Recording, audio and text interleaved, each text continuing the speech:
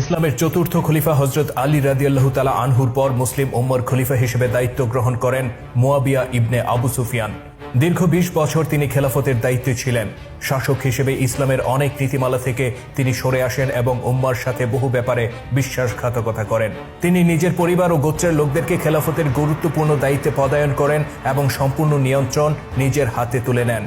তার সবচেয়ে বড় বিশ্বাসঘাতকতা ছিল এই যে মৃত্যুর আগে তিনি নিজের পুত্র ইয়াজিদকে পরবর্তী খলিফা হিসেবে ঘোষণা দেন।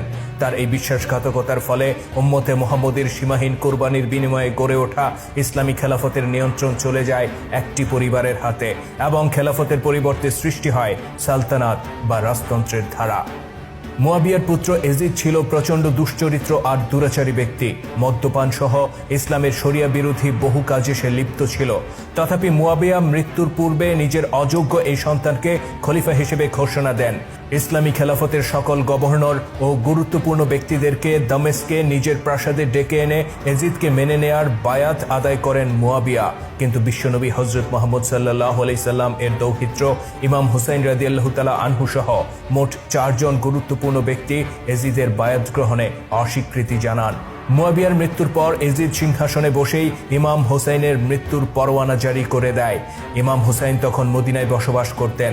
এজিদ মদিনার গভর্নরকে চিঠি লিখে এই নির্দেশ দেয়, হোসাইন আমাকে মেনে না নিলে তাকে হত্যা করো। মদিনার গভর্নর ইমাম হোসাইনকে ডেকে বলেন, আপনি এই কাগজে এজিদকে খলিফা হিসেবে মেনে নিয়ে লিখিত দেন এবং তাতে স্বাক্ষর করে দেন। ইমাম হুসাইন বলেন, এজিদের মতো ব্যক্তি যখন খেলাফতের মসনদে বসে তখন নবী মুহাম্মদ সাল্লাল্লাহু আলাইহি সাল্লাম এর ধর্ম উম্মার কোনো উপকারে আসে না। আমি তাকে খলিফা হিসেবে মানি না। এজিদকে বলে দাও, উত্তরাধিকার সূত্রে জোরপূর্বক খেলাফত দখলকে আমি স্বীকার করি না। একথা বলে তিনি চলে যান। সেখানে এজিদের অনুগত সেনারা ইমাম হোসেনকে হত্যা করার জন্য তলোয়ার উন্মুক্ত করলেও মদিনার গভর্নর তাদেরকে বারণ করেন, কেননা তিনি জানতেন ইমাম হোসেনকে হত্যা করলে মদিনার জনগণ বিদ্রোহ করবে এবং তার পরিণতি হবে অত্যন্ত ভয়াবহ। এর কিছুদিন বাদেই ইমাম হোসেন মক্কায় হজ করতে যান। সেখানে মসজিদুল হারামে ইমাম হোসেনকে হত্যা করার ষড়যন্ত্র করা হয় আর হোসেনকে হত্যার দায়িত্ব দেয়া হয় বুকাইর নামে এক যুবককে, যে ছিল এজিদের রাজদূত ও গুপ্তঘাতক। কিন্তু উত্তেজিত জনতার প্রবল বাধার মুখে ঘাতকেরা পালিয়ে যেতে বাধ্য হয়।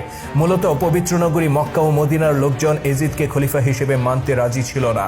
তারা বিশ্বাস করত নবীর দৌহিত্র ইমাম হুসাইন রাদিয়াল্লাহু তাআলা আনহুই হচ্ছেন খেলাফতের যোগ্য উত্তরসূরি। হজ পালনকালে মসজিদুল হারামের মতো পবিত্র জায়গায় যেখানে রক্তপাত সম্পূর্ণ নিষিদ্ধ, সেখানে ইমাম হুসাইনের উপর হামলার বিষয়টি সবাইকে ভাবিয়ে তোলে। তারা বুঝতে পারেন ইমাম হুসাইনকে হত্যা করার জন্য এজিদ কতটা মরিয়া হয়ে উঠেছে। এরই মধ্যে মুসলিম খেলাফতের আরেক প্রদেশ কুফা থেকে ইমাম হুসাইনের কাছে শত শত চিঠি আসতে থাকে। কুফার গণ্যমান্য ব্যক্তিরা এসব চিঠিতে উল্লেখ করেন, আমরা মুয়াবিয়া ও এজিদের দুঃশাসনে অতিষ্ঠ হয়ে পড়েছি। আমরা তাদের জুলুম আর অন্যায়ের সামনে অসহায়। আপনি দ্রুত কুফায় আসুন এবং আমাদের দায়িত্ব গ্রহণ করুন। আমরা আপনাকে আমাদের শাসক হিসেবে দেখতে চাই। ইমাম হুসাইন রাদিয়াল্লাহু তাআলা আনহু তার অত্যন্ত বিশ্বস্ত একজন সঙ্গীকে কুফায় পাঠিয়ে দেন সেখানকার সত্যিকার পরিস্থিতি জানার জন্য। ইমাম হুসাইনের প্রতিনিধি সেখানে গিয়ে পরিস্থিতি দেখে তাকে চিঠি লিখে জানান, কুফাবাসী সত্যিই আপনাকে নিজেদের শাসক হিসেবে দেখতে চায়। তাদের উপর খলিফা এজিদ ও কুফার গভর্নর এর কোনো নিয়ন্ত্রণ নেই। কুফাবাসী তাদের বিরুদ্ধে অনাস্থা জ্ঞাপন করেছে এবং বিদ্রোহ করেছে।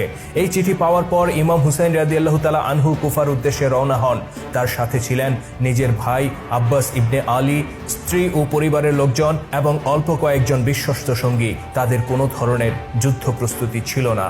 কিন্তু ইমাম হুসাইন রাদিয়াল্লাহু তাআলা আনহু যখন কুফার উদ্দেশ্যে রওনা হন তার পরপরই কুফার পরিস্থিতি বদলে যায়। এজিদের অতি বিশ্বস্ত কয়েকজন ব্যক্তি কুফায় গমন করে এবং সেখানকার নিয়ন্ত্রণ নিজেদের হাতে নিয়ে নেয়। তাদের মধ্যে উল্লেখযোগ্য ছিল ওবায়দুল্লাহ ইবনে জিয়াদ ও শিমার ইবনে জওশন। এই ওবায়দুল্লাহ ও শিমারের সাথে হযরত আলী রাদিয়াল্লাহু তাআলা আনহুর আমল থেকেই পারিবারিক বিরোধ চলে আসছিল। তাদের পূর্বপুরুষেরা হযরত আলী রাদিয়াল্লাহু তাআলা আনহুর খেলাফতের বিরোধী ছিল। মুয়াবিয়া খেলাফত গ্রহণের পর এদেরকে বিভিন্ন গুরুত্বপূর্ণ দায়িত্ব প্রদান করে।